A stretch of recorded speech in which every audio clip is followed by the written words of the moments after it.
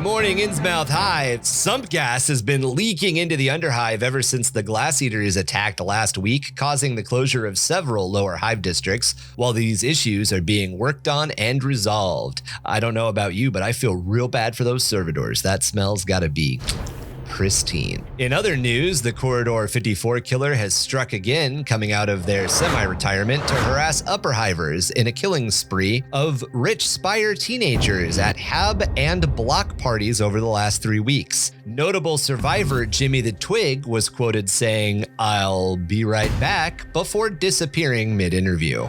We are 665.66 UHMA Chemrat Radio, going into the garage of life in order to get more pressure pipe fungi beers so we can keep this party going. I am your oblivious Soulstone Creek camp counselor Goblin King, and I am joined today by my co-host Marky, who is beating off hordes of infected with his girthy manhammer.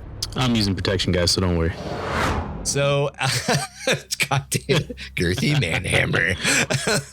So last week we introduced the beginning of the Skjaldmaer Worlds, which is my subsector. It's a lot of my personalized lore into a lot of my world building into the Warhammer 40k universe, so I could do some stuff that I wanted to do.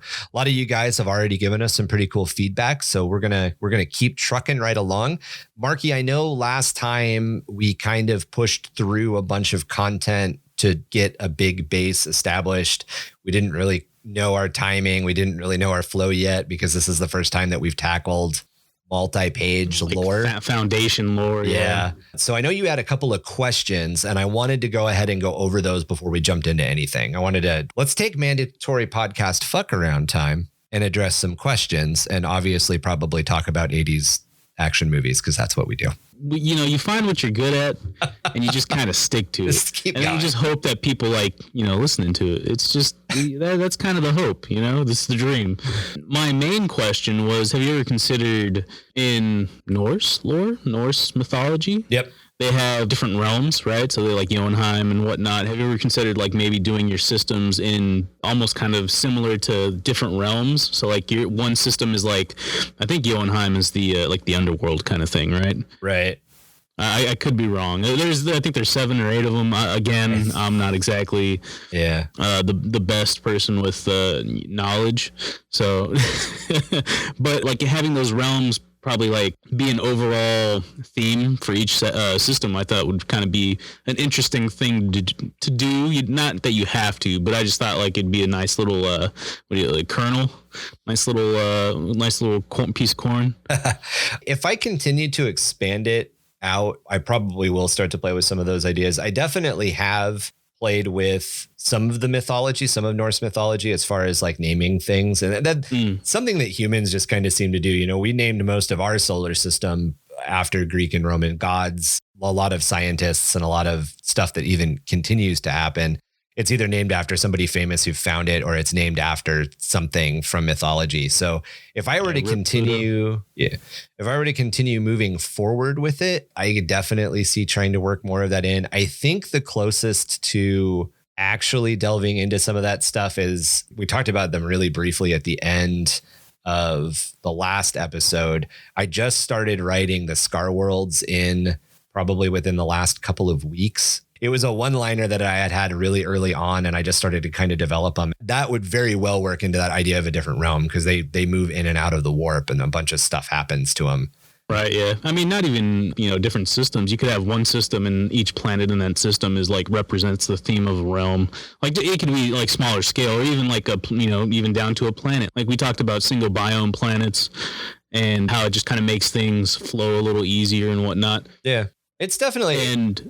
I'm sorry, go ahead. Oh, no, I was just going to say, and then having, maybe that one planet with different realms would be, I'm using the word realms, but I mean it is in, different biomes. Yeah, so, the underworld would be, really shitty and whatnot. Probably very, very dark, a lot of ugly people.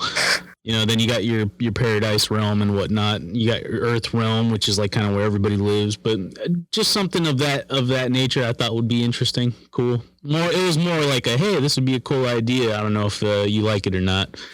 Not so much a question. I guess I kind of have done it. Rage, for instance, is a pretty hellish planet. The way that I describe Rage and the way that Rage works, I don't think anybody would want to live on Rage. Oh, right. I'm sure even the Skjaldmaer are like, this sucks. Why the fuck are we here? Yeah, no, I'm sure like loosely, indirectly, you definitely have, because you have like your ice, your earth realms, your Goldilocks zone kind of areas. And then you said like Rage would be like the underworld kind of thing. Yeah. If I knew all the names of all the Norse realms, I would, be spouting them off. Me and information, this is what I do. I just speak very vaguely and pretend I know a thing or two. No, it's probably just a thing. It was a good question. Definitely something that I didn't directly consider, but I'm sure it's influenced the way that I wrote. I definitely should probably do a little bit more as I formulate and expand and all that. I guess that's another important thing. We had talked about it in the episode where I interviewed Ickbard again. But, or not interviewed Ickbard again, but where I interviewed Ickbard when he was on the show for the second time. And we briefly talked about it at the beginning of last episode. This project is a lot more the discipline of creative writing rather than the short burst of manic creative writing activity. I started working on this probably 5 or 6 years ago. I fleshed out a bunch of notes. I wrote a template, a skeleton.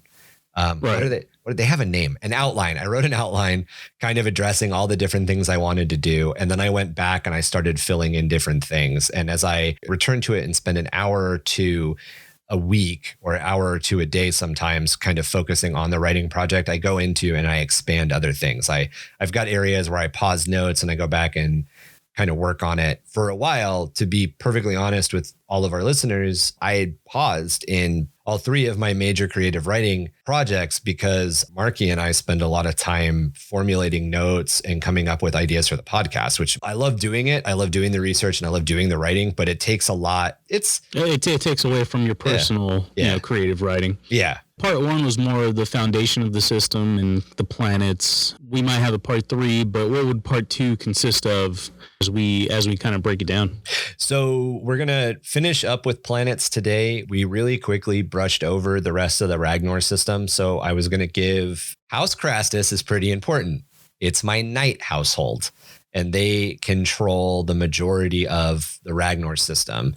I did something that exists in lore with knights, but I did it in a different way than a lot of people use it because, it's one of those things. G-Dub has a couple of one-liners, a couple of teases, and then they don't develop it because they're going to use it for a hero, or they do use it for a hero or whatever.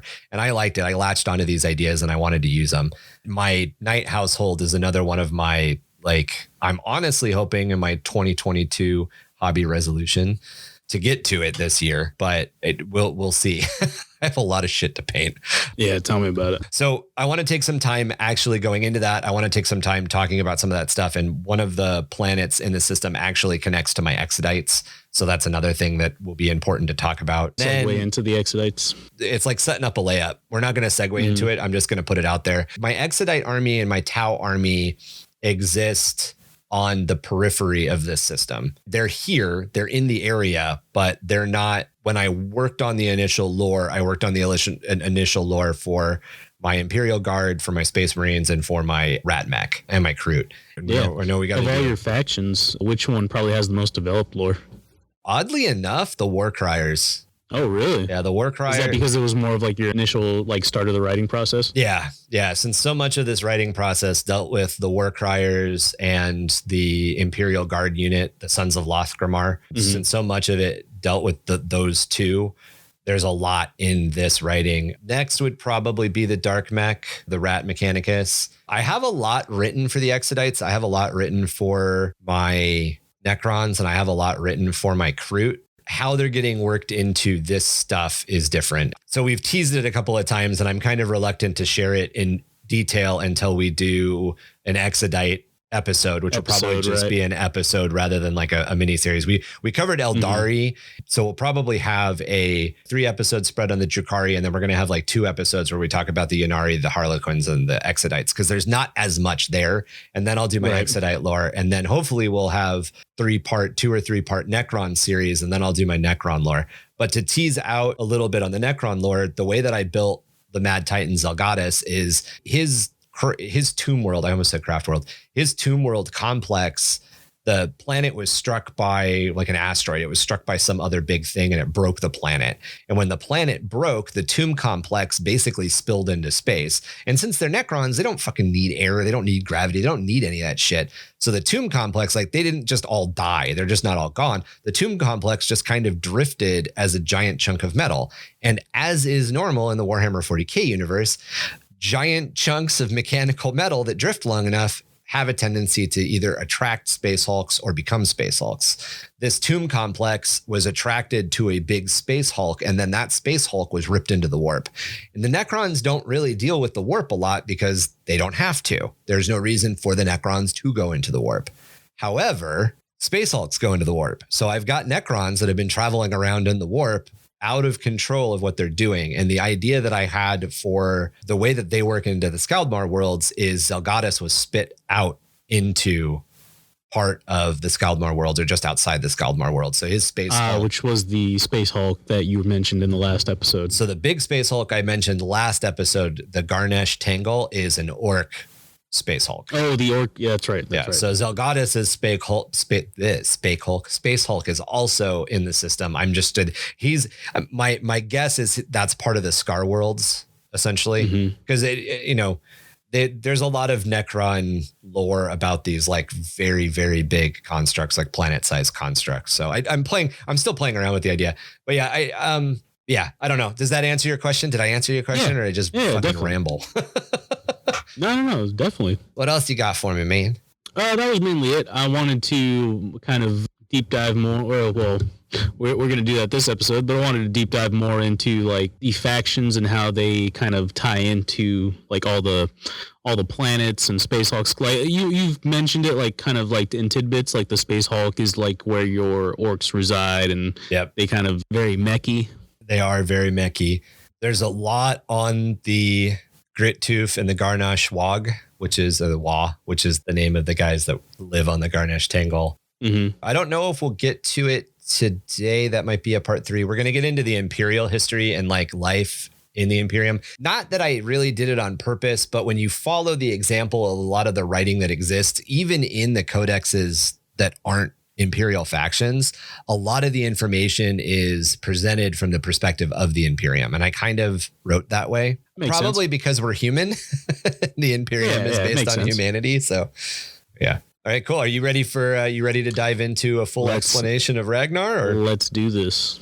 Just to do a really quick refresh in everybody's mind, we talked about the Ragnar system. So the Ragnar system consists of 8 planets, which orbit a binary star pair, which is made up of a blue dwarf. So that's a relatively dense but smaller star, doesn't give off a lot of life-giving heat and radiation, and a yellow G-type star, which is the same as our sun. So these two things orbit around each other. A lot of the information that we've discovered in the last like 20-ish years from an astronomy perspective have been that binary star pairs are common. So I really wanted to play with that idea. The closest, that's cool. I like it.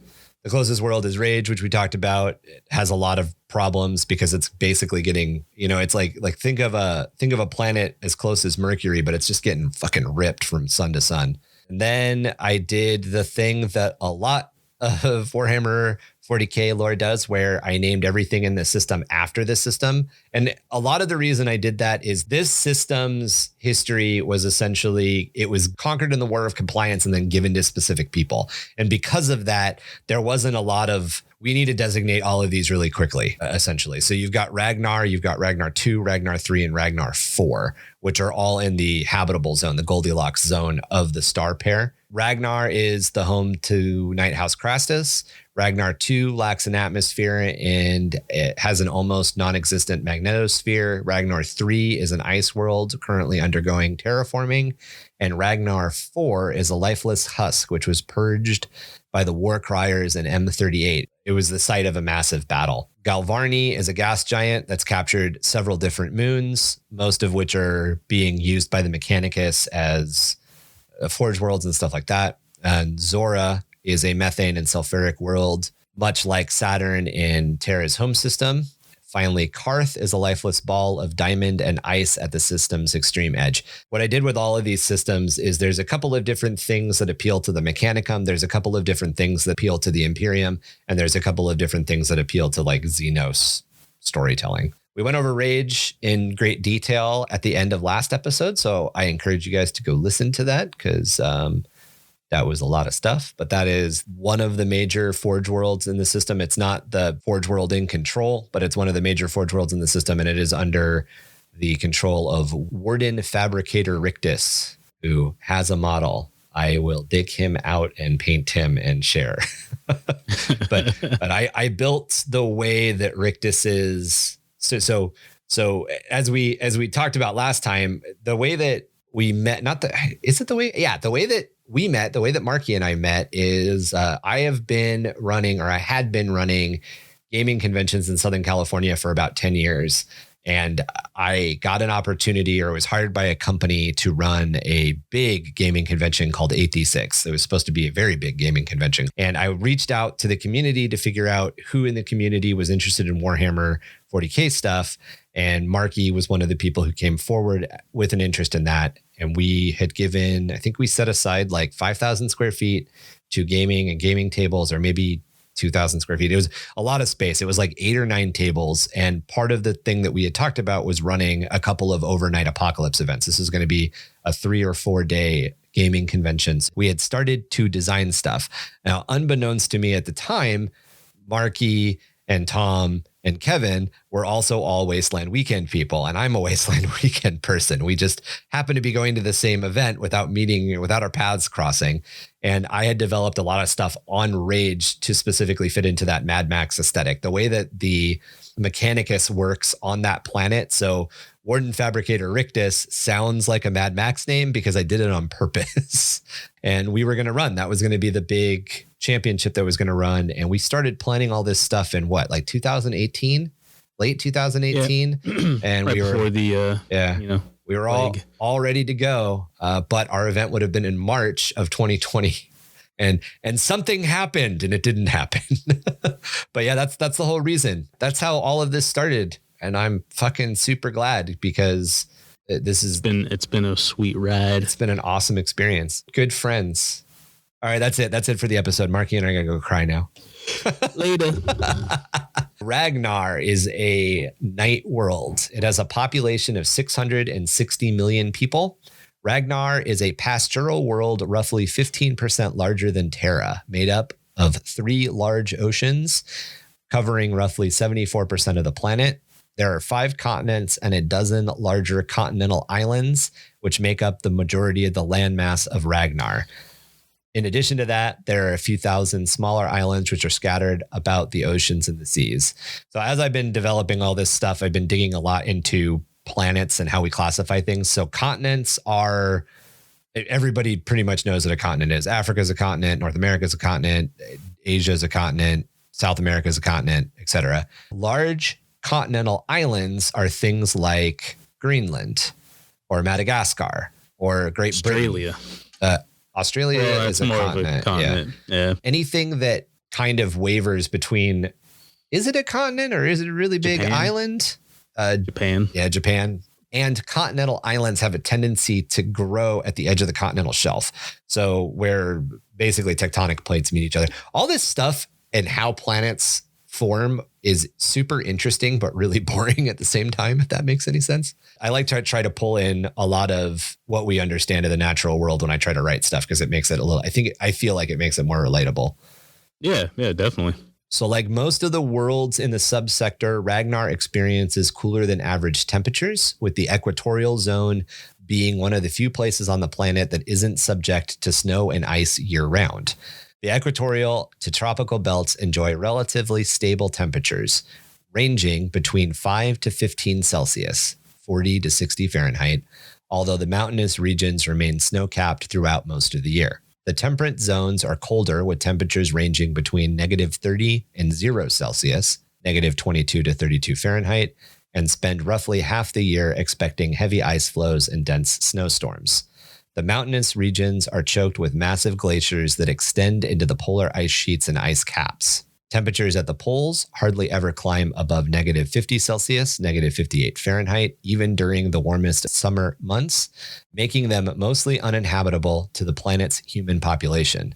As a relatively young, tectonically speaking world, Ragnar has several major supervolcanoes and other volcanic features such as geothermal hot springs, geysers, and fumaroles. While often inactive for hundreds of years at a given time, these regions do still experience active volcanism, which acts to enrich the planet's soil as well as create subtropical oases. Most of these areas occupy regions in the foothills of the planet's many long-chained mountain ranges and can cover areas from a few hundred meters square to several hundred hectares. Ugh. I've always thought it was hectacres, and my fiance was like, no, it's hectares. Which makes sense because it's like spelled. The guy in Fast and the Furious? Yes. No. Yeah, multiple hectares. You just lay them down. Several hundred hectares. Movie. Well, so unit of measurement. Uh-huh. Yeah. So there's you know what an acre is, right? Right. So an acre isn't square. A hectacre is square. A hectare is square. So again, most of these areas occupy regions in the foothills of the planet's many long-chained mountain ranges and can cover areas from a few hundred meters square to several hundred hectares. Not the guy from Fast and the Furious, the unit of measurement. Although he was the unit of measurement. Although just lay him down, right? Americans measure the weirdest things, Often sheltered in ancient calderas or dormant volcanic rings, these isolated environments provide an incredibly nutrient-rich zone perfect for farming, ranching, and herding communities. Most of the planet's population live either in the equatorial regions or around these volcanic hotspots. Although the planet is in control of the Night House Crastus, being a night world founded by knights in exile who didn't have a generation ship, let alone the equipment of more advanced manufacturing, most of the planet has access to a limited level of contemporary technology. And the fiefdoms of House Crastus ration out what they do have access to based on trade agreements they have made with the subsector's various forge worlds. So while most of the world might enjoy geothermal power for electricity and basic necessities, such as light, heat, stuff like that, some of the outlying towns may not have indoor plumbing in more than a few buildings and might rely entirely on well water. So just because the mayor's house might have running water, functioning plumbing, lights, and heat all the time, the people that are living further out, the people that live either closer to the walls of these communities or the people who live in the communities that are just being developed, they might they might just have like one reading light and street lights, and they might have an outhouse and a well. It's weird to think about that because this is a science fiction setting where, like, especially on a night world, there are giant robots that wander around.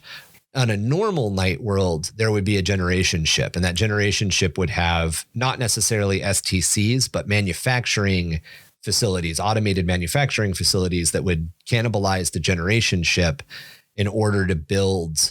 So they would have all that extra material to work with. Right. So you're saying that yours does not? They don't. So these were Knights in Exile. Knights in Exile is a term that's used by the Warhammer 40K universe, and it's also a term that was used back in our own history. A Knight in Exile is somebody who has either their boss has died, the king or the prince that they swear fealty to has died. They failed. Yeah. So they failed, or they failed in some other great way. In our history, this could be a slight against the Pope, the papacy. This could be a slight against a king. This could be a slight at court. And they were given. Now, this isn't like Freeblade, right? Freeblade would be a different thing than an Exile Knight, or is it almost kind of like a lateral, almost similar thing? I think and I'm gonna look it up. I think Freeblades are Knights in Exile. They're knights under, that they're undergoing a trial of something. Oh, okay, so they're almost like repenting for something that they did, so they exile. I thought Freeblade was a choice, like they exile themselves. It is. Okay. So a Freeblade is an Imperial Knight who has forsaken their house to wander alone among the stars. A Knight in Exile is somebody who has failed and is attempting to redeem themselves. So it's almost pretty similar. Yeah. So in this particular case, these Knights in Exile, I'm trying to think, is it worth jumping into? So we'll talk about it in depth later when we get into the history of the culture of the worlds. But as a really brief outline, these knights in exile did something, and they were trying to regain favor either with the Mechanicum or the Imperium. They wanted back into their house. It may have been as simple as they were the last person alive on the battlefield and they were rescued, and that brought them shame, to they spoke out of turn during a council meeting or something and they were busted down, or they were a very honored knight pilot and they lost their knight. There's several different cases which could lead to this happening, but for whatever reason, they want to regain favor. And in order to regain favor, they were basically given cobbled together knights. And so you've got parts from like 10 different knights and you put them together into one knight, and then they were given to this person. And because they're cobbled together and they're rebuilt, it's like buying a 7th generation car. You're going to have to spend more time fixing it than you're going to spend driving it. So part of their exile was you have to fix your knight. And part of their exile was you also have to you have one option for redemption. And that option for redemption is to die gloriously in battle or to survive for a certain number of years until you've been redeemed. So these guys, these knights, the knights that founded House Crastus, went through the War of Compliance and more than met the needs of the 636th Expeditionary Force. They more than met the needs of Lothgrimar. And because of that, they were granted the title again of being knights, and they were allowed to found their own house. And what they did was, instead of making arguments and trying to say, well, I'm from house, I want to say Tyrell, but I feel like Tyrell is a Game of Thrones thing. We'll just use it as an example. It's a Tom question. Yeah. He's balls deep in knight lore. Yeah. So instead of being like, well, I'm from house, Tyrell, and I want House Tyrell's name to be used, they basically all decided like, hey, we went through all this shit together. Let's come up with a name that represents us. And then we'll use that name as the name for our household. We are going to leave all of the trappings of our past houses behind and create something new. And that was House Crastus. So they were given a planet, but the technology they had was, you've got your knights and you've got your retainer staff, but we don't have a ship to give you. We don't have supplies to give you. Here's your planet, figure it out. And okay. Yeah. So, all right. So while most of the planet enjoys geothermal power, so geothermal power is a relatively low level of technology. And I say that for a reason. If you've ever seen a windmill is powered by air and it will draw water up from the ground surface. And that's kind of the same way, or the same mentality of like geothermal power. So geothermal power basically says there's a hot spring here. There's a bunch of heat coming up.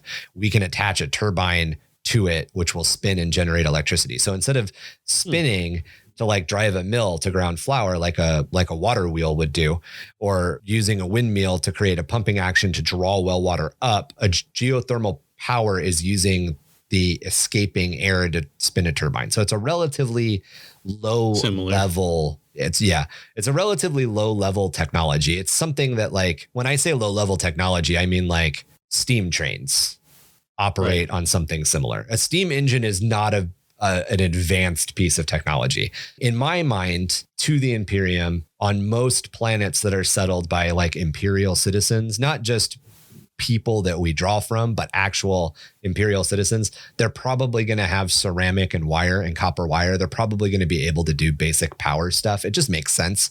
If we enjoyed it in the 1920s, they should be able to enjoy it in M42. Yeah, no kidding. So most of the, I mean, there a lot of people or a lot of civilizations are limited by what material they have. So in this sense, they didn't have a lot of material to work with. So it's bare minimum, bare necessities. Like you said, they get like, one lamp post and maybe a candle. Yeah. I think of it kind of like, I don't know if you have read or seen The Expanse. One of the Expanse books, they settle a planet. A bunch of scientists settle a planet because they're trying to do like some exploration stuff. And they basically, like, the science building has automatic doors and lights everywhere, and everything on the outside is lit up, and all the labs and everything have power. But like the house that the head scientist lives in has a single light bulb, and it's in the main room. And it's just that it's exactly what you're saying. There's a limited amount of resources, and there's a limited amount of time to dedicate to those resources. And in this particular case, House Crastus has to barter for manufacturing from a Forge World. A member of House Crastus, a duke or a duchess of House Crastus, is going to make deals with the people in their community, the people in their fiefdom, in order to, you guys need to generate 400,000 tons of wheat for us to export. And if you do that, in exchange, we will give you 20 pallets of copper and 10 pallets of ceramic. And then the community can use that copper and ceramic to make transition lines and stuff for power or whatever. Right. And then, of course, so it's a little bit more difficult. So like indoor plumbing is really nice and the rich people might have it and the older communities are going to have it for sure. But the newer communities, they might just have an outhouse, or everybody might there might be a shower building. There might be a, kind of think of it like a campground. There might be a building with showers and toilets in it, but everybody around is in a cabin and the cabin just has a door and a light. Is kind of the idea I was playing with. Right. So access to ground vehicles is extremely uncommon and is entirely reserved for the cavalrymen of House Crastus, who ride motorized off-road vehicles when patrolling their fiefdom's borders. Because you've seen some of the stuff that I've been working on at kind of in secret on my Knights. I'm going to try to do a reveal with my Knights rather than showing you guys a bunch of in progress stuff. But I'm using the Alatian Jackals. Is that the name of the kit for Gene Stealers? Atalan. Yeah, the Atalan Jackals. I really liked the idea of these cavalrymen riding either horses or motorbikes, dirt bikes around the battlefield. So those are the only guys that have access to that. I'll talk in depth about it, but cavalrymen is the second rank of people that fight for House Crastus. Most of the community. And when you're saying that like vehicles are rare, it's more like personal vehicles for personal use, not like construction, not like, tools of war. Mainly it has a specific use, right? Yeah. People don't have ground cars. People don't have ground vehicles. There's heavy, like big rig style stuff for transporting goods, obviously. And if your community is lucky, there's probably a tractor. The geothermal spring is essentially Yellowstone. So there's a bunch of Yellowstone parks around this planet. So most of it is really, really cold and there's not a lot of heat. These areas that are kind of like Yellowstone are warmer by several degrees because of the amount of like volcanic activity in the area. So the communities are in these areas. You go 200 yards, 200 meters outside the community's walls, and the temperature could be -5 and everything is covered in snow. But just fucked. Inside the community's walls, because they're clustered around all these geothermal things, it's warm. Warmer. Yeah, warmer. So a community might have like a tractor and a truck for construction or for moving stuff, but they're not going to have like a Lehman Russ or something like that. Now, House Crastus. Here's my Audi. Yeah, exactly. So House Crastus has stuff like that. And the major city and the major households will have stuff like that. But that's all going to be in the more like built up metropolitan areas. It's playing with that idea of high technology, low lifestyle. But instead of doing it the way that we normally see it, where it's like an Underhive or a Sprawl or a Cyberpunk, it's doing it on the wilderness side of stuff, essentially. Right. Most communities are nestled inside fortress walls, which follow a pattern of log palisades, which are often 20 to 30 feet high, set roughly 30 meters back from much shorter outer rock and earthen walls. If you're familiar at all with military fortifications, a very, very standard, very, very easy to build military fortification is an earth and stone wall. And then you set back from it a log palisade, which is, if you guys have ever seen, what's the show with zombies? It's really The Walking Dead. If you're watching the most recent Walking Dead, there's one of the communities that's like run by the governor or whatever. And it's like a mansion and there's a bunch of stuff on the mansion. The log walls that surround that dude's house, those are palisade walls. They're basically just sharpened trees. Essentially, You cut down a tree, you sharpen the top of it, you've got a palisade. These are people who have knights. These are people who have dirt bikes. But the walls around their city are made of stones and logs. These medieval style fortifications are manned by men at arms, which is the lowest rank of soldiers in House Crastus, who are armed with inherited las weapons and protected by legacy armor passed down through multiple generations. As the one thing that Ragnar has in abundance is las weaponry and compliance era armor. Farming and ranching are done with the use of beasts of burden, such as the Ronic horse and the feathered reptilian Crastic basilisk. So House Crastus, Crastic basilisk, they've started to name things after their house. Right now it's Ragnar because the guy that the hero that was given these planets was named Ragnar. As House Crastus develops, maybe at some point in the future, the planet would be called Crastus. It would be Crastus, and then it would be Ragnar, Ragnar 2, and Ragnar 3 instead. It's playing around with that idea that as the planet develops, stuff is going to kind of change. Yeah, generations down the line, things change. Right. House Crassus claims the entire world, but only actively controls and protects about 15% of the planet's total surface. The city of Karth, with the city of Karth being located on the equator. Karth is the most technologically advanced population center on the planet and does enjoy a contemporary level of imperial luxuries. The city is built inside 5 concentric districts, which are separated by large rockcrete walls, with the outermost wall being built between and connecting 8 large castle complexes, while the central district is given over entirely to the planet's permanent spaceport and the palace of King Harris IV. House Crastus is organized into 8 fiefdoms that swear allegiance to the king. Each of these lesser noble bloodlines controls one of these outer castles and is charged with the protection of Karth and Ragnar's citizens. Ragnar's flora matches that of Terra under the later Ice Age eras as the planet warmed to allow the flourishing mammalian life to evolve. As far as fauna, there are 5 major species of note native to the planet. The Ronic horse, which is roughly 22 hands in height and covered in a mixture of coarse fur and scaly armored plates. The Ronic horse is an endurance predator. So 22 hands is roughly the size of a Belgium horse. These are very big horses. These are very big horses in air quotes. So you use like hands as a unit of measurement. Was there a reason for that? That's how horses are measured.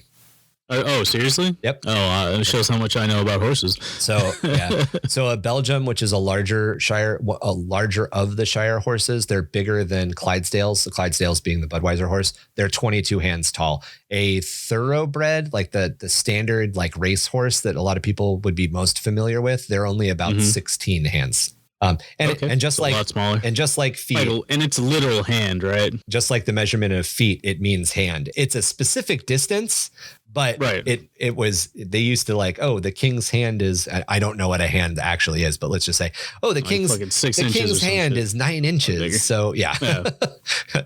It's also important to note before I keep going, or I'm going to get into it here, that the Ronic horse is an endurance predator. They are extremely strong and resilient, which make them great beasts of burden and excellent war horses to be used as mounts for soldiers. While they do resemble terrestrial horses, their jaws are evolved to eat meat, and meat is a major staple in their diet even after they're domesticated. Wild Ronic, that's expensive. Yep. Wild Ronic horses are even known to hunt humans. So in the wild, when they're not domesticated, they will hunt people. It's like just a giant wild dog, essentially, right? Basically. The Crastic basilisk is a feathered, 6-legged lizard roughly the size of a ground car that mostly feasts on insects and is incredibly easy to domesticate. They are large and extremely lazy animals, but they're incredibly powerful, which makes them excellent for jobs such as plowing fields. Sounds like an iguana. Basically, it's just a giant fucking lazy lizard. The primary food stock, or the primary food source of Ragnar, not the imported, which would be the Grox, are goats and boars. They're obviously going to be alien goats and alien boars, but just sort of the generic idea of a goat or boar. They're everywhere. Mm-hmm. Obviously, I already have one feathered reptile, so there's a chicken replacement. There's probably it's like, it's a chicken, dogs. But it's purple. Right, exactly. It lays green eggs. So the Grox is imported and herded and ranched, but the native animals that are herded and ranched are goats and sheep. And sheep are just domesticated goats, and then boars and pigs are just. Now, do they export, or is a lot of this more for just themselves? The fiefdoms require a certain amount of food, but they also generate an excess of food that they specifically trade to the Forge Worlds. And that's how House Crastus. Yeah, the Grox. Yeah. So that's why there's a bunch of Grox and stuff. Grox also live fucking everywhere. So the way that I kind of imagine. Well, the way that I imagine it working as I continue to develop it are that the goats and the boars and the groks evolved in their own ways to live in just really, really sub-zero temperatures. And they're just out there doing their thing. A fiefdom's territory might be centered around a community that's nestled within this like volcanic ring that's nice and temperate, nice and warm. Subtropical meaning like Oregon level temperatures, essentially. Gotcha. It's going to snow for about half the year. The other half of the year, it's going to be relatively tolerable or warm. There's probably guys that ride Ronic horses, like ranchers that ride Ronic horses. They probably live in town, but they'll go out and they'll check like the exterior border of these big ranches, and they'll either drive the groks and the goats in for slaughter or whatever. So they're generating a lot of meat, or they're generating a lot of food, as where a lot of the farming will happen inside the community because you need that rich soil and you need those warmer temperatures. So it's kind of that. Their major export import is going to be food stuff. They're not an agri world because they're a Knight World, but they're an agri world essentially. Like that's their Well, I mean, like trading and whatnot, right? Yeah. Like we'll give you groks if you give us a couple goats. Right. We'll give you several thousand tons of meat if you give us several hundred tons of steel and copper that we can use to build stuff. And a goat to make my noble happy or some shit. Right. So exotic meat. The last thing, you want that gamey meat? The last animal of note to talk about is the Ragnar Gore Imp. This is a Yeti style creature. It's very, very big. The difference between our stereotypical impression of what a Yeti is and these Yetis is they have the name Gore Imp. They've got really big tusks that come out of the bottom jaw. They're basically furry versions of the Age of Sigmar trolls is the best way to describe it. Like a troll? Yeah. They're big, like Yeti, hairy trolls. Are they like almost like a World of Warcraft kind of thing? They're pretty hairy, yeah. The trolls? Yeah, I guess I don't know much about World of Warcraft trolls. I was literally just thinking the fucking Yeti, dude, the abominable snowman. Yeah, I want to make it a little different, so I gave him tusks. Yeah. The only abominable snowman that I really know of is is the one from the claymation stuff. So it's like the the Christmas stuff with like Rudolph the Red-Nosed Reindeer. They got that like fucking dude. Yeah. I mean, I guess there's the dude from Monsters Inc. too with the yellow snow cones. Nice, dude. I totally fucking forgot that. The Yeti is like, what are they called? Cryptid style? The Yeti is like the snow version of Bigfoot, essentially. Yeah. Cool. So that's Ragnar. So Ragnar is a Knight World. I played around with a bunch of different stuff with it. I made it 15% larger than Earth, but I increased the amount of water coverage it had, but I also made a lot of it icebound. I'm playing with two major ideas right now. They're just they're little footnotes that haven't been developed yet. The first one is that the prescient Kroot are on this world as well. The prescient Kroot like the cold. They're a cold climate evolved version of the Kroot. So they like this. This is their environment. They're not a swampy Kroot like normal. They're a cold Kroot. Obviously, the Knights only are able to control like 15% of the planet's surface, which gives a lot of room for the Kroot to live. I've also played around with the idea of the Exodites having access to a webway portal somewhere on this world. And the last thing that I kind of have played with is the idea that there are humans that do not live in the communities that are not chaos, but are renegade. So they're people who do not want to follow. This is one of the planets in the subsector where people who do not want to be part of the Imperium can kind of go off and live off grid. So, and I don't know how I'm going to develop that, whether or not they're going to be like retired knights or whatever who like. Yeah, it's just like a little loose end that you can probably tie up. Something you can play with. Yeah. Work in a perpetual that just somehow fucking retired on this planet. Nobody knows. It just gives me the option to screw with things. Ragnar 2 is a dead world. As I had mentioned earlier, it doesn't have an atmosphere, and it has a very, very weak magnetosphere. So it's a lot like Mars. In fact, it pretty much in my head, it is Mars. It is just Mars in this system. It's probably red, rusty looking. It has, no atmosphere.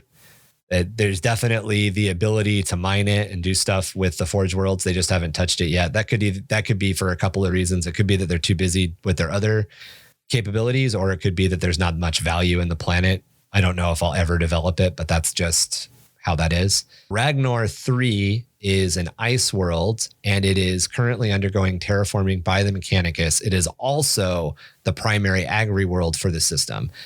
And that's a little weird to say, because when you say agri world, people are like, well, it's an ice planet and it's currently undergoing terraforming. So how can it be an agri world? Well, the way that it's an agri world is it's a massive fishery.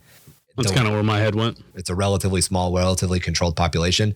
They drill big holes into the ice and then they just fish, and they pull up all of these big exotic fish that then are shipped off planet for food stuff. Fuck. Not super well developed, but the whole idea would be if you terraform the planet and you melt the ice sheets, then you've got a water world that you can fish all the time. They understand that if they melt all of the ice on this planet, they can fish it. So that's why they're terraforming it, basically. Yeah, it's funny because it's like you fish all these, like you say, exotic fish and, ship them off. Like people are eating these things and it's like, what if it's like a lionfish, They don't even fucking know. They just they take a bite and just die. Like, what did he have? I'm never coming back to this sushi restaurant.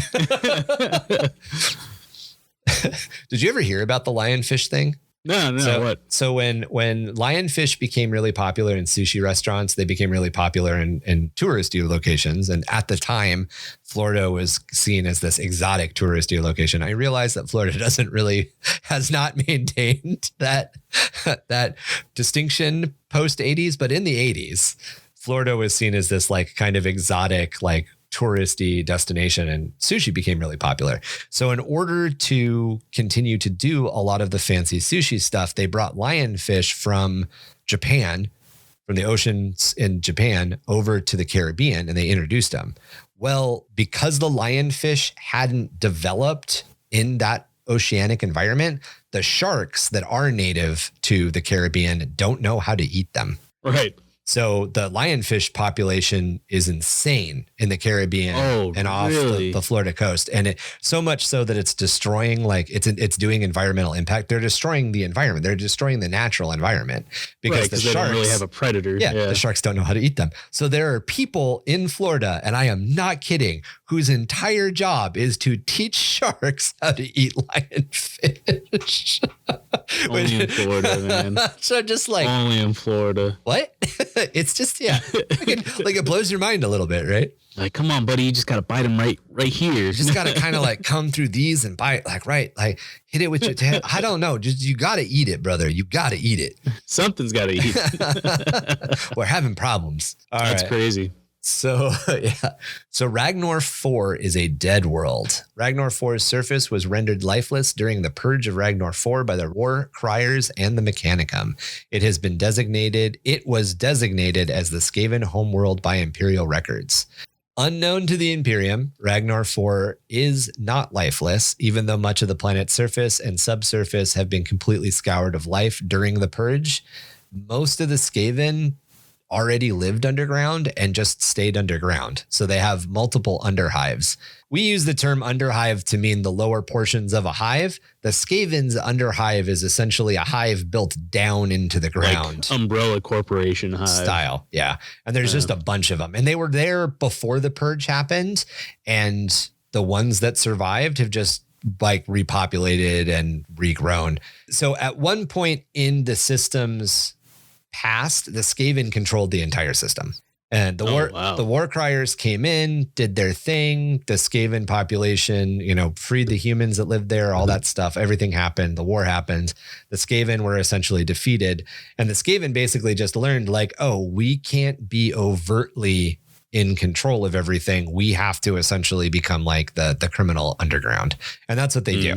And that's one of the other things that I'm planning on playing with, is why I kind of leave a lot of the planets up with they're only partially populated, because it's entirely possible, especially with the way that Warhammer 40K lore works, is that there's some corrupt governor somewhere, some corrupt politician somewhere who is trading human people as slave stock to Skaven in, return for some Skaven technology that the Imperium deems heretical because that dude wants to further his power. And that's the type of shit that always happens. And it gives all these opportunities. It gives opportunities for the Death Watch to get involved. It has opportunities for the Inquisition to get involved. It has the opportunities. That's exactly what I did with my Gene Stealer cult. I know I mentioned it a couple times, but like how they trade, people. I haven't solidified how, the exact trade.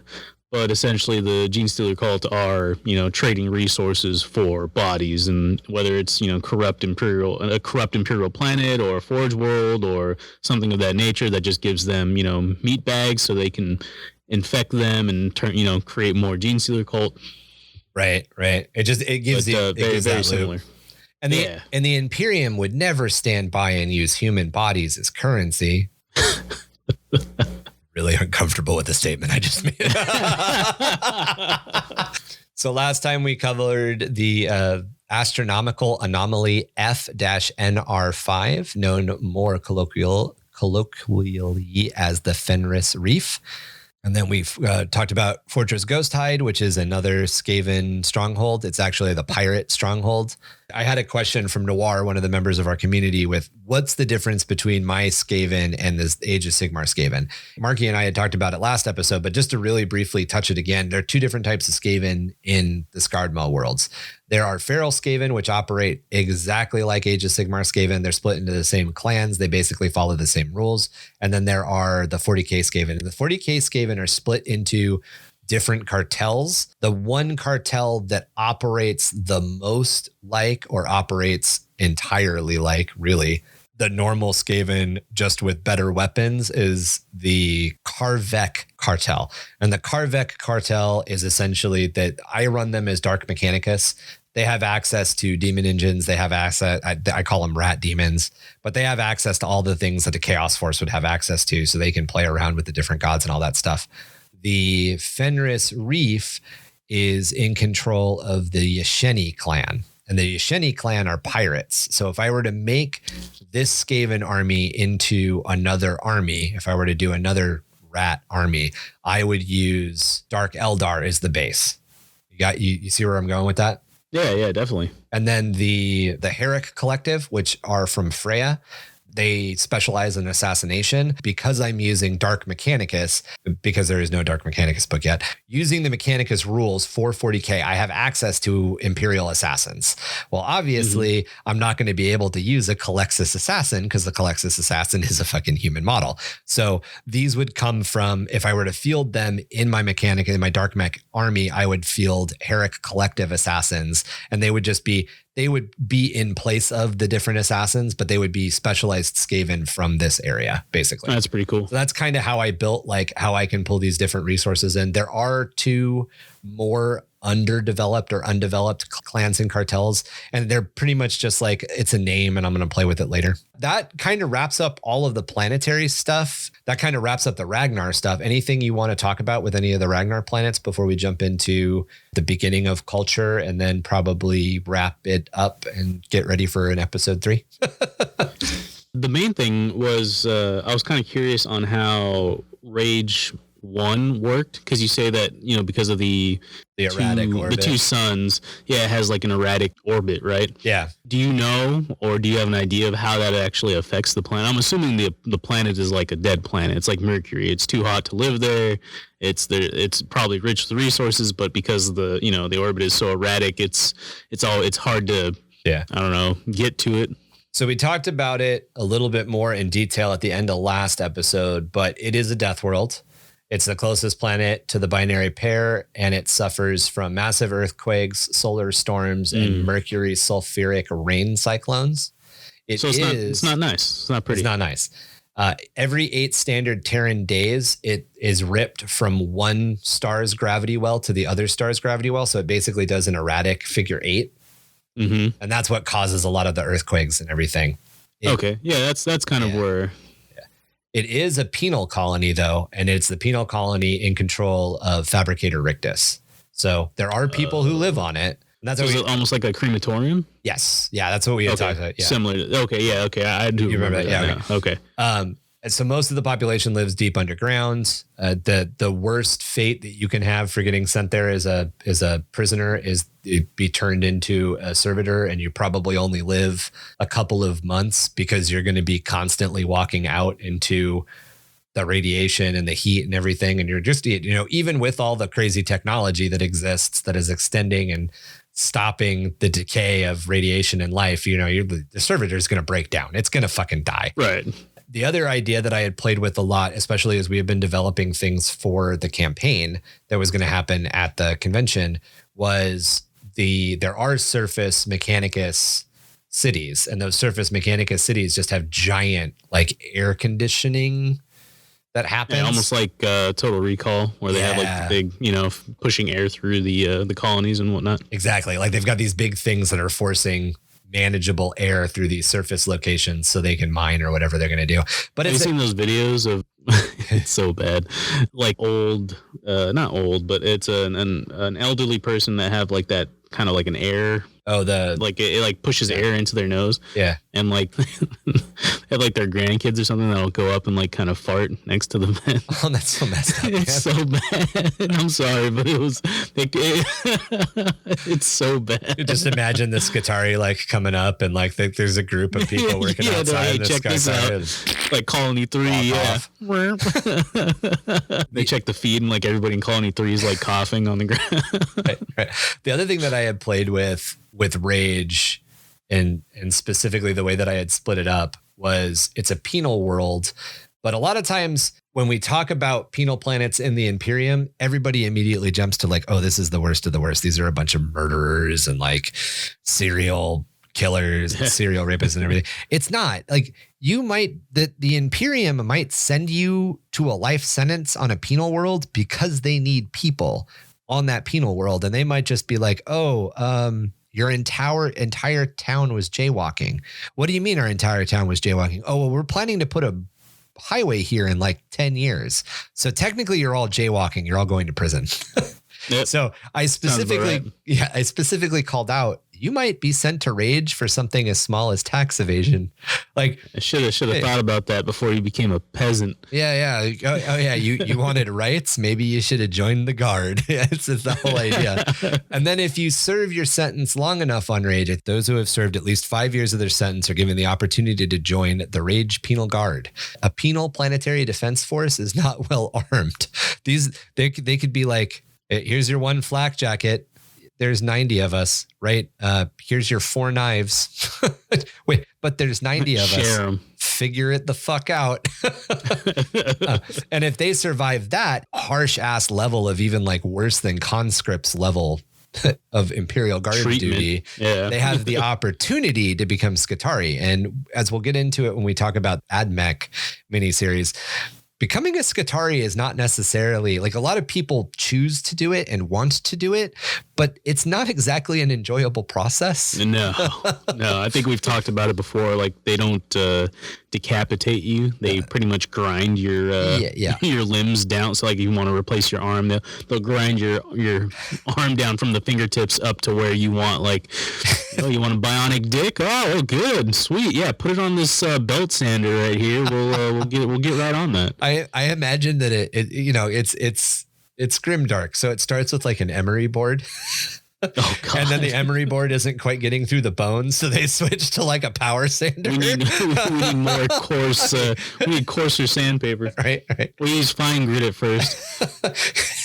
It's so fucking horrible, man. Yeah. So becoming a Skjaldmaer is the best that a lot of these people have. Like that's their best option. That's their hope. They might become a Skjaldmaer. Great. Right? I'd rather probably just become a servitor and just die from radiation and the fucking flame of crematorium or Rage 1. Just tell me to walk back and forth carrying heavy things until literally my joints melt out of my body and I stop moving. Because the main use of servitors is the brain, right? It's they just want that essentially like a processor so that way they can have like a type of slave, right? Yeah. So it depends. A lot of times servitors are lobotomized. So they're playing with the not auditory, but like repetitive task portion of the brain. So they kill higher brain function, and then they're basically like, all right, you move these boxes from here to here, this point to this point. And that's because of the lack, or not the lack, but the rules against artificial intelligence. Rules against AI, right? Yeah. So they need some kind of processing unit that can do these menial tasks that aren't going to overthrow them, kind of thing, right? And then the other, that's kind of where that stems from. Yeah. And then the other side of the servitor spectrum is cogitators, and cogitators are people with good brains, or not good brains, but like powerful brains that have basically been slaved into a machine to be a computer. So yeah, it's interesting. That's why it's all grimdark, man. Very much so. I'm sure we'll talk about it when we get into pretty soon here, as we get into the history of the Imperium, as we talk about Astra Militarum. I'm sure both servitors and cogitators will come up. A hot topic. A hot topic. Yeah, it's coming. It's coming, guys. Get ready. All right. So we're going to jump into the religious culture of the Skjaldmaer Worlds next. Eddin the Allfather. The people of the Skjaldmaer Worlds worship the Emperor, but under a different name. They have retained enough adherence to the Imperial Creed that they are not seen as heretical. That's kind of an important thing before we jump into more of this to point out. The Ecclesiarchy understands, the Imperium understands that the fucking empire is so big that you're never going to have perfect homogeny in ideals or religions. And that's something that a lot of like 40K. So we don't even have that on our one planet, let alone a galaxy. Right. A lot of people in 40K, or a lot of people in the 40K hobby, a lot of people in the 40K lore side of everything have this idea that like, oh, well, if you don't follow the God Emperor, we're going to murder you. That's not necessarily true. As long as they're following something that the Ecclesiarchy can easily bend to fit the mold of God Emperor, and you're not doing anything that's actively chaos worshiping, they have a tendency to work with you because you're close enough. It's that scene when the two pirates are in the rowboat in Pirates of the Caribbean, and the one pirate turns to the other guy and goes, what are you doing? And he says, I'm reading the Bible. And he goes, well, you can't read. And the dude's like, it's the Bible. You get points for trying. That's how the Imperium kind of deals in general with the Imperial Creed. Well, he's not exactly the Emperor, but you get points for trying. And that'll change. The Ecclesiarchy might have somebody who comes to prominence for like 100 or 200 years that might wipe out, might hold an Inquisition that is not part of the Inquisition, just a normal Inquisition, and might kill off hundreds of people or start crusades and murder a bunch of people and try to like instill different things. And there might be people who rise up and overthrow the Ecclesiarchy. The Ecclesiarchy might die. So there's definitely shifts in it. But in general, if there are 25 things that you have to, if there's a list of 100 things that you have to meet to be considered following the Imperial Creed, there are 25 pass fails. And if you match each of those pass fails, they're not going to murder you. Yeah, you're all right. You're all right. Yeah, you're fine. You're a little weird, but you're fine. Often being regarded as one of the more just back system oddities by the Ecclesiarchy as a whole, these people use the proper name of Eddin and the title of the Allfather interchangeably when speaking about their reverence for the Emperor. Religion is also not as pious or zealously active in their lives as the presence of the Allfather or the Emperor is just accepted in all things. That's an important distinction that I'm going to really quickly explain too. In more established, older imperial worlds, there is a tendency for zealous upholding of the Imperial Creed. And there's a difference between the exterior exemplification of religion and the internal acceptance that this is just how things are. And the people in the Skjaldmaer Worlds just understand culturally that it's just the way their culture is built, that the Emperor can always see you.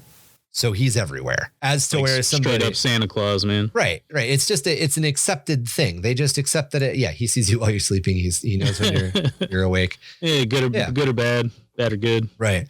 They just know. It's just part of their culture. And that means that so they accept it and they understand it and they know their neighbor does. So they're not on the street corner every weekend with the bullhorn, like shouting about how good the Emperor is. There are not ecclesiarchal slaves who wander through the streets, lashing themselves, screaming and falling down. All of the things that make the trappings of the more core Imperial Worlds religion happen don't happen here. It's just they accept that the Emperor is a thing, pretty much. It's almost like what the early cult Imperialis would have been before it became the ecclesiarchy, rather than what the ecclesiarchy is in M42. Their legends weave together many aspects of the imperial creed, stressing that the emperor is humanity's father and savior who willingly took on the mantle of half-death to protect all of his children. In their long absence from the Imperium, the knowledge of the Adeptus Astartes, did I do that right? Adeptus Astartes, yeah. In their long absence from the Imperium, the knowledge of the Adeptus Astartes has become blurred as well. Although a chapter of Astartes brought the worlds into compliance and is known in their history, almost none of the citizens of the Skjaldmaer Worlds have seen one in close to 30 generations. Most of the citizens of the Skjaldmaer Worlds call Astartes the first children, seeing them as Eden's first children and themselves as the spiritual grandchildren of the first children and Eden, the Allfather. They celebrate several saints of Eden, the most notable being Lothgrimar Dornson, the favored son, and Freyan Castillo, the eternal Valkyrie. Lothgrimar. Now, is this the war criers? Yes, we're getting there. Okay. Lothgrimar was the chapter master of the war criers and brought the Skjaldmaer Worlds into compliance in M38. He is known as the Forged Hand and for giving his left eye to share in his father's knowledge. Lothgrimar fell in battle against the Great Horned Rat, an undivided Skaven demon prince, during the Purge of Ragnor IV. He is entombed along with his favored sons under the high temple of the Allfather and Castica's capital city of Rithmir. Lothgrimar's favored sons are 13 legendary warriors said to be giants rendered real by the Allfather into the realms of men. Each fell protecting Lothgrimar's body in the Purge of Ragnor IV. Unknown to most, Lothgrimar and these 13 of his remaining Astartes are not dead, but are entombed in dreadnought power armor held deep in long sleep of stasis within the temple's inner sanctum. Freyan was an Adapta Sororitas and later general of the expeditionary forces under Lothgrimar. She is known for defeating a demon Skaven abomination of Khorne in single combat, as well as founding the Valkyrie. She was martyred while fighting orc war boss Grittoof One-Tuska. As she stood atop a pile of thousands of slain orcs, cut off from her Valkyrie by a sea of green skins, a bloody chain axe in each hand, a grot was able to slip unseen through her blind spot and plunge a dagger into her left side. The attack perfectly slid between her armored plates and brought her to her knees. While her lifeblood pumped uselessly out of the small gap in her army, Grittoof walked forward and took her head with one sweep of his cleaver. He kept her body, stapling her head back into place and crucifying her as part of his war banner. Her body was left to mummify in her power armor for almost 70 years until Lothgrimar buried his own power axe in the war boss's chest before ripping the orc's head from his shoulders with his forged arm. Her reclaimed relics now reside in the Temple of Eden on Freya. Her ferocity against the Skaven and later the orcs earned her a place as a warrior even the Astartes looked up to in life, and a place as a saint, which the guardsmen of the Skjaldmaer Worlds aspire to become. Damn, so that was Grittoof One-Tuska that he cut his head off? So Grittoof One-Tuska killed Freyan. Right. And then, Yeah. And then with a little help. Yeah. And then Lothgrimar ripped his head off. Right. Yeah. But Grittoof still. That's not the end. That's not the end. Grittoof's still alive. Life in the Skjaldmaer Worlds. The Forged Council rules over the Skjaldmaer Worlds. There's one of the places I haven't changed the name. The Forged Council rules over the Skjaldmaer Worlds, eschewing the normal planetary system and subsector governorships. This is made up of 7 roles originally defined by Lothgrimar himself after the Castica system was brought into compliance. Completely brought one set of planets, one solar system into compliance, and he set this up. So the Fabricator General Avanamus 58. Fabricator General Avamanus 58. Avanamus was the Mechanicum expeditionary leader in M38 and is one of 2 members of the council who were alive during the Wars of Compliance. He also directly rules CX-35-02, the largest of the Skjaldmaer Worlds Forge Worlds. He speaks for the Mechanicum. Samantha Havis is a noble woman from the House of Freya. She speaks for the Freyan systems. Darius Magnar is a noble of House Magnar of Castica. He speaks for the Castica system. Jaden Ela, a veteran and noble woman of Ragnor. She is the first of House Ela, having won her title in single combat over a failed move by another noble to assassinate her bloodline and take their lands. She speaks for the Ragnor system. So she's a knight, by the way. She's a knight pilot. Okay. So these are the nobles of the system, essentially, like kind of like these are the council. Yeah, these are the people that make up the Forged Council. Gotcha. The High Valkyrie Arisea Sereth is the general of the combined Skjaldmaer Worlds PDF regiments. She speaks for the PDF and the Astra Militarum. Nostrum Elic of the Questoris Imperialis House Crastus. He speaks for the Imperium. So he's another high noble of House Crastus, but he actually speaks, instead of speaking for the system, he speaks for the Imperium's concerns. Sitting out the head is Bjornhester Meyer, the Skaven Eater, the only surviving member of the Warcriers not entombed in Dreadnought power armor. He speaks for Lothgrimar and sits and leads the council. Traditionally, he leads the council itself and holds no vote in sector politics, but can be called upon to decide matters or break a tie. Even though Bjornhester is an Adaptus Astartes, it is incredibly uncommon for even citizens of Rithmir's noble houses to see him in power armor. So he's also the tech priest of he's the only surviving tech priest of the Warcriers. He's alive because if he's not alive, the dreadnoughts will never be brought back online. Basically. So he's like a master of the forge. Yes. Yeah. Tech priest, I think, is AdMech, where Space Marines would be like Tech Marine and Master of the Forge. Sorry, Tech Marine was the word I was looking for. But yeah, he's Tech Marine, Master of the Forge. Gotcha. The council is responsible for maintaining the Skjaldmaer Worlds, keeping trade moving between the worlds, and deciding any civil disputes that threaten to grow into all-out war.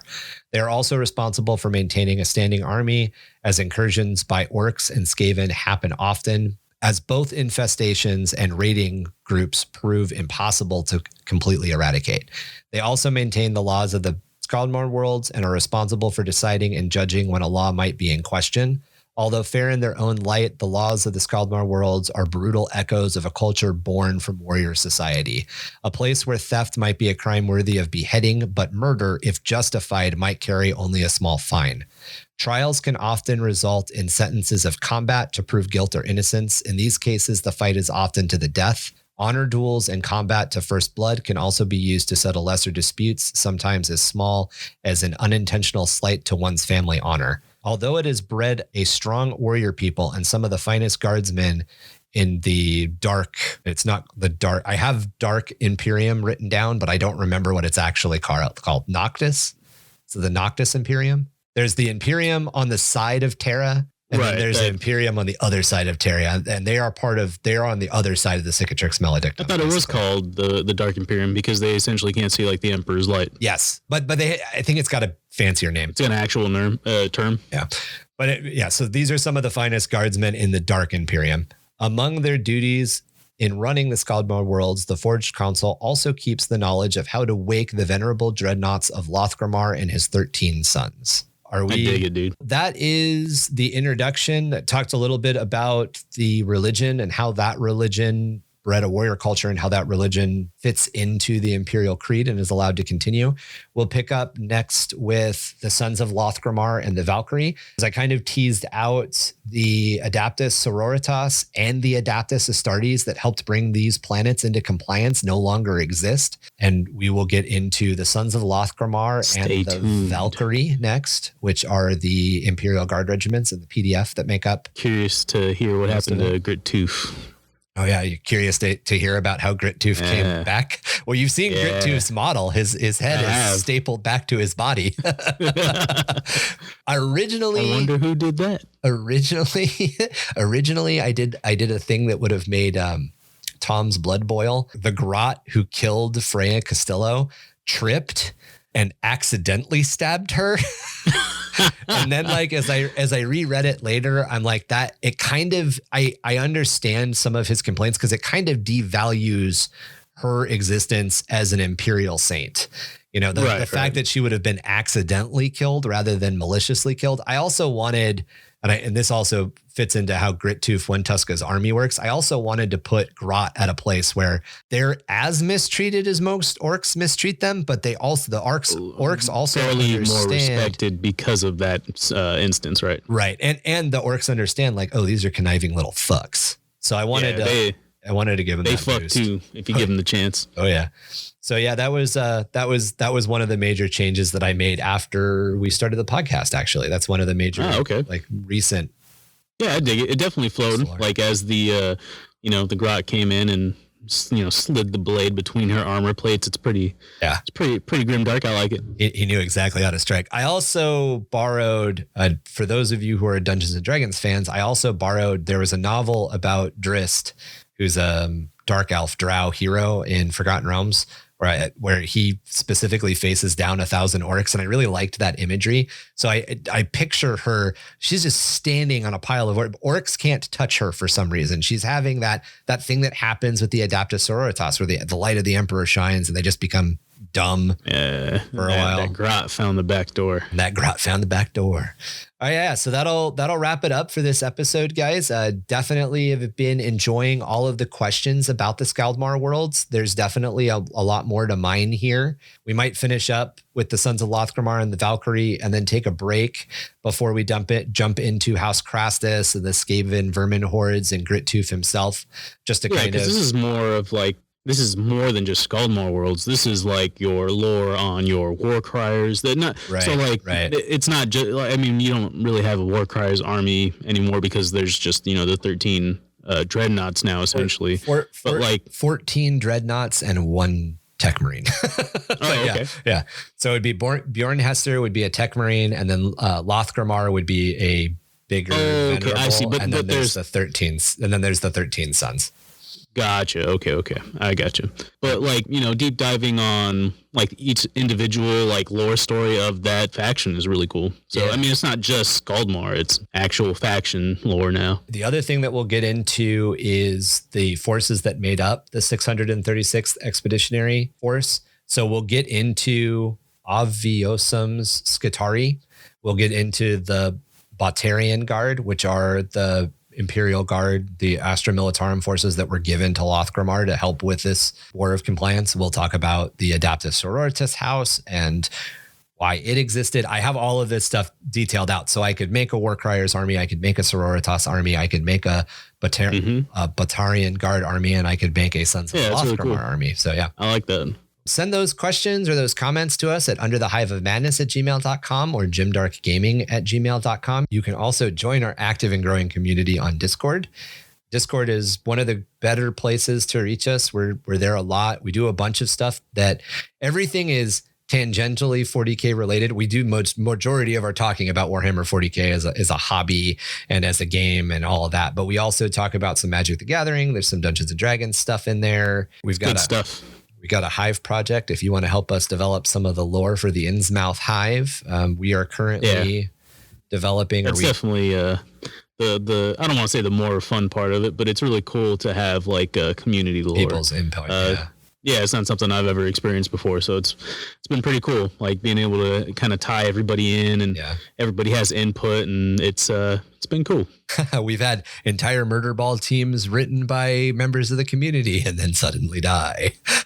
But we developed murder ball as the sport that the Underhive plays. We've kind of like a roller ball, essentially. Yeah. We developed like a football blood bowl. Yeah. Glass eaters. Yeah, there's just some fun stuff that's come out of it, and we love working on it with you guys. Another way to connect with our community, another way to help us out is to like and review the podcast either through Apple Podcasts, which allows you to rate us. We'd love 5 stars, and we'd love a great recommendation, but you can also now give us a rating on what's the other Spotify. I shouldn't say what's the other one. That's our main one. But you can also now give us a rating on Spotify. You have to do it through the app though, right? Marky? I believe so. That's what I was able to do. I think you can't do it through the web interface. Rate ourselves. Yeah. I was like, this is definitely a 5-star podcast. You should check these guys out. Yeah. It's some awesome stuff. But sharing, rating, reviewing us, liking us, adding us to your follow list, all of that stuff definitely helps us continue to grow in the Warhammer fan community and the Warhammer lore and creative writing community. That's our focus, is lore and creative writing. So definitely we appreciate all the help you guys give us towards that. The other way that you can interact with us is through our Patreon, which is patreon.com/underthehiveofmadness. We have a $3, a $6, and a $9 tier currently. The $3 tier gets you access to our video podcasts, so you can see our lovely faces and the California and Iowa studio if you get that. Sorry about that. Our lovely faces or the studios? Definitely our faces. I'm sorry you have to look at this. It also gets you access to our painting contest. We host a painting contest once a quarter. The most recent one just wrapped up. We will be announcing rules for the January or the next painting contest, which will start January 15th. So keep an eye out for that. Yeah, we definitely, Patreon helps a lot. We put a lot of effort and time into writing, researching, and recording the episodes. And we definitely like seeing that feedback come in that helps us expand and just make the show a little bit better over time. I don't know if I said that right, but I feel like I got the intent correct. You help us make us better, and we enjoy that. Yes, help us, help you, help us. Yeah.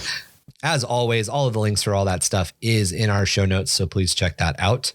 That'll wrap it up for us today here at 665.66 UHMR Chemrat Radio. Remember to keep those Voxcasters to scan for our pirate broadcast every day for news from around the Hive. Also, try not to go outside right now. Don't participate in those hab parties, and definitely don't tell your friends you'll be right back before disappearing into the garage to get more beers for the party. Yeah, don't let that corridor 54. Corridor 54. I already forgot his name. Oh, he's going to catch me, man. He's like, next. He's like, you're next. All credibility is gone. Don't let that corridor 54 killer catch you lacking. Till next time. Always remember, the four-armed emperor does in fact know what you did last summer, so don't stop in this particular hab district and don't neck with that girl, or he'll probably put his claws right through the roof of your dad's sedan. Beauty. Tribute to Samuel L. Jackson, and finish the podcast with the immortal words, motherfucker.